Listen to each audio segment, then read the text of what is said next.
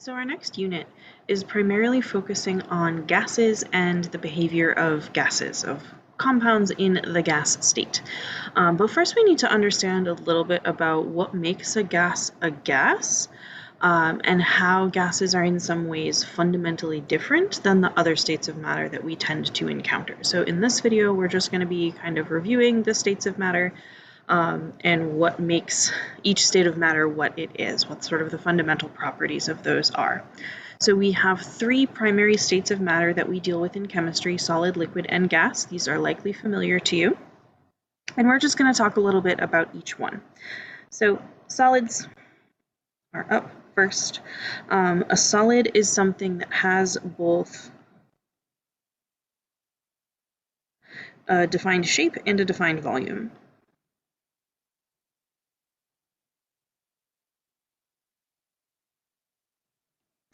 That if you have a sample of a solid, if it's a cube, it's going to stay a cube, it's going to stay the same size as long as you don't mess with it. You can put it in a different container, nothing about it is going to change, it is going to stay a cube of the same size. So solids have a particular shape, they have a particular volume. Nope, wanted to make that bigger, sorry. They often tend to have, doing poorly at this today, they often tend to have fairly regular organized structures. We're going to pretend these are all the same size, close enough.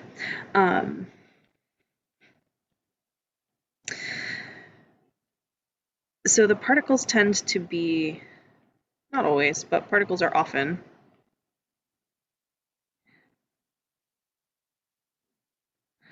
organized into some kind of regular repeating pattern. That if those pink dots in that beaker are my structure, you can see a fairly regular pattern of like rows and columns.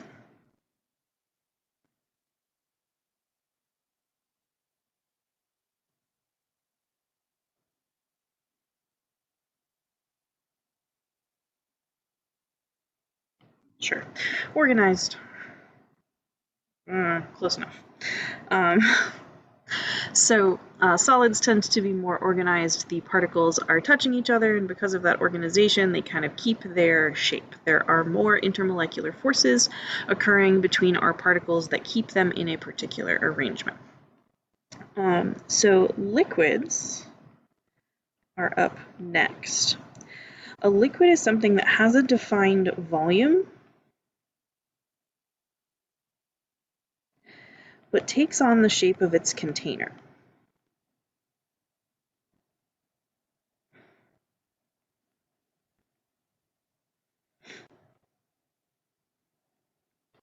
So if I have 100 milliliters of water in a graduated cylinder, the shape at that point in time is the shape of the graduated cylinder. It's a long, tall, skinny tube. If I take those same 100 milliliters and I pour it from my graduated cylinder into a beaker, it has the same volume. It's still going to be 100 milliliters, but it's going to be a much shorter, squatter, cylindrical shape, because that is the shape of the beaker. So whatever container we pour a liquid into, the volume stays the same, but the shape can change. So at the molecular level, what this sort of amounts to is a little bit more randomness in the distribution of our particles. At the molecular level, our particles are less organized than they are in a solid.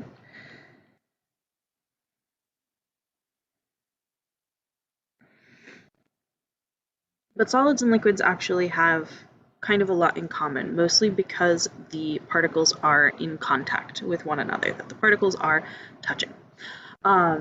And so for that reason, solids and liquids are often referred to as the condensed phases.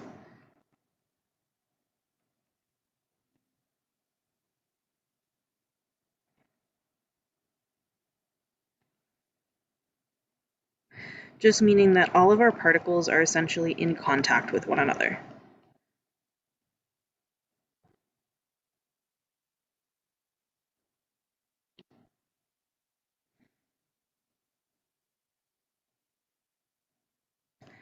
which means that there are lots of intermolecular forces between those molecules. Because they're in contact, they're able to interact much more effectively than in a gas. So the main difference between a gas and the other states of matter is that really nothing about a gas is definite. It can change its volume, it can change its shape.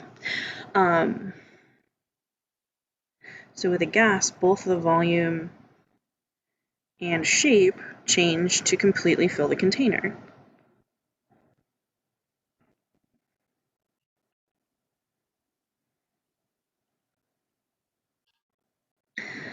So what that means from sort of a molecular level view perspective is that my particles are all spread out.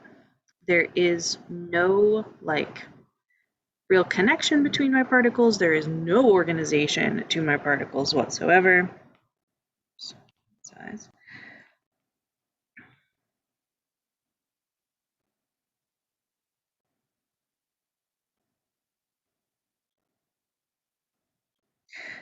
So there is little interaction between particles and absolutely no organization once we get into the gas phase. So this is kind of the biggest difference that makes gases fundamentally different than the other states of matter, is that the particles aren't really interacting with each other very much. And that gives rise to a lot of things that we're going to talk about in the next several lessons.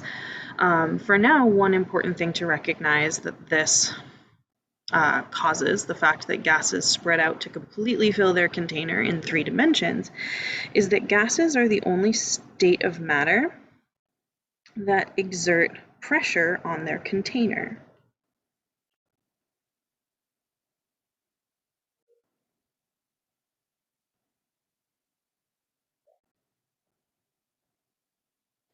So you've probably heard of pressure, either atmospheric pressure or tire pressure, or both types of gas pressure are what we're talking about here. But we want to understand what is pressure at the molecular level, because that's something we're going to be talking a lot about in the next several lessons. So pressure, which is symbolized with the capital letter P, is the amount of force applied to a surface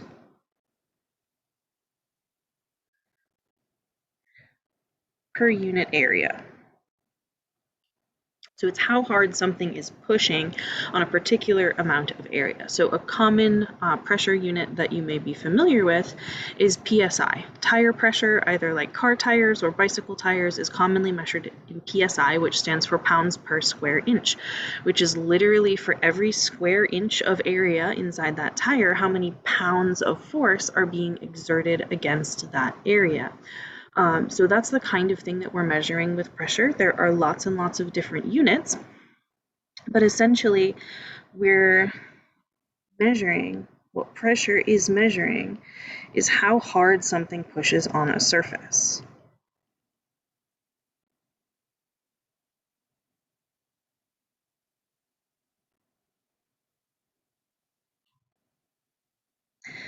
And the way that gas particles push is by colliding with the walls of the container.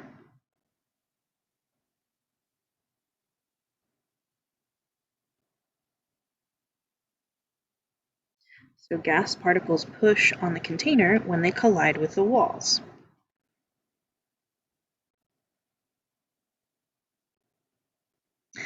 So the way that this happens, if we think about what's going on at the molecular level, everything is in constant motion.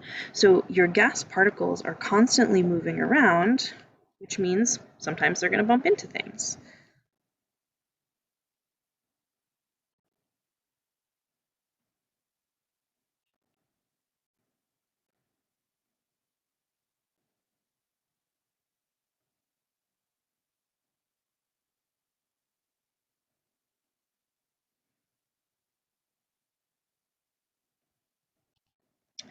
So more collisions with the walls of the container leads to higher pressure.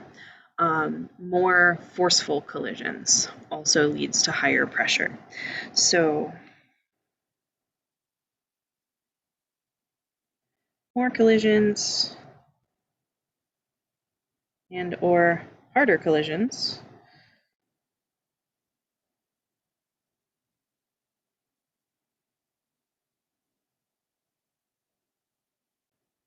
lead to higher pressure. So we'll talk in the next lesson about what things affect, like how often a gas collides with the container and how hard it collides with the container. But generally speaking, at the molecular level, that's what's controlling the pressure of a gas.